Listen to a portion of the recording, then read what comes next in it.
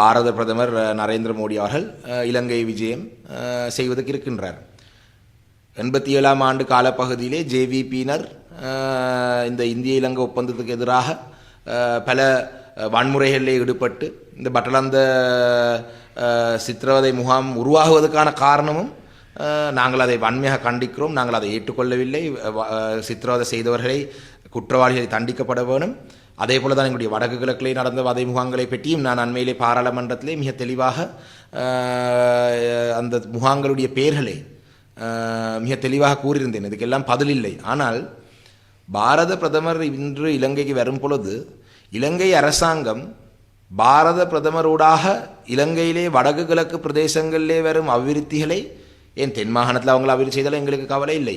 இந்த இந்தியா எதிர்பன்ற மனநிலையிலே இருந்து வெளியிலே வந்து பாரத பிரதமருடைய விஜயத்தை இலங்கையிலே வாழும் குறிப்பாக வடக்கு கிழக்கிலே வாழும் மக்களுடைய வாழ்க்கை தரத்தை உயர்த்துவதற்கு ஒரு வாய்ப்பாக பயன்படுத்தி கொள்ள வேண்டும் என்றதை தான் நான் இந்த இடத்திலே பகிரங்கமாக சொல்கின்றேன். ஏனென்றால் பாரத பிரதமர் வரும் பொழுது எங்களுடைய பலாலி விமான நிலையத்தை ஒரு அதிசிறந்த நவீனமான ஒரு விமான நிலையமாக விஸ்தரிக்கிறதுக்கு இலங்கை அரசாங்கம் நிதி கேட்டால் நான் அறிந்த வகையிலே நிச்சயமாக அந்த நிதி கிடைக்கிறதுக்கு வாய்ப்பு உண்டு.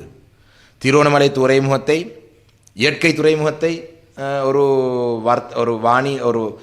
வர்த்தக ஒரு மையமாக உருவாக்கக்கூடிய ஒரு துறைமுகமாக மாற்றுவதற்கு தேவையான நிதி ஒதுக்கீடு கேட்டால் நிச்சயமாக பாரத பிரதமர் அதை ஒரு கரிசனோடு அதை பார்ப்பாருன்னு நான் நம்புகின்றேன். ராமேஸ்வரம் தலைமன்னாரிலிருந்து ராமேஸ்வரம் போகக்கூடிய அந்த படகு சேவையை மீண்டும் ஆரம்பிக்க வேண்டும். அதுக்கு நேவி சொன்னது தங்களுக்கு அந்த துறைமுகத்தை கட்டுறதுக்கு காசு இல்லையென்று. நிச்சயமாக பாரத பிரதமர் வந்த பொழுது அதை கேட்டால் அது கிடைக்கிறதுக்கு வாய்ப்பு உண்டு என்னுடைய மனதிலே இருக்கின்றது, மனதுக்கு தோன்றுகிறது. காங்கேசன் துறையில் இருந்த அந்த துறைமுகத்தை அபிவிருத்தி செய்கிறதுக்கு இந்திய அரசாங்கத்தில் உதவிகள் கேட்கலாம்.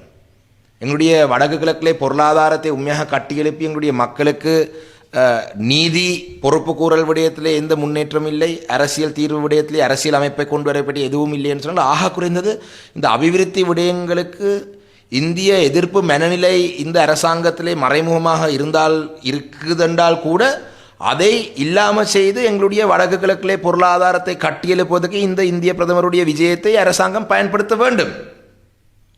இதிலே இலங்கை அரசாங்கம் தன்னுடைய எஜமான்களாக இருக்கக்கூடிய நாடு எதென்று அவங்களுக்கு தெரியும். அந்த நாடுகளில் கோவிக்கும் அப்படிப்படி எல்லாம் யோசித்து எங்களுடைய இலங்கையிலே இந்திய நாட்டை வைத்து அடையக்கூடிய அபிவிருத்திக்கு தடையாக இருப்பார்கள் சொன்னால் இந்த அரசாங்கம் இந்த நாட்டில் இருக்கும் பொருளாதாரத்தை கட்டியெழுப்புவதில் தோல்வியடைவார் என்றது மிக உறுதியாக தெரியும்.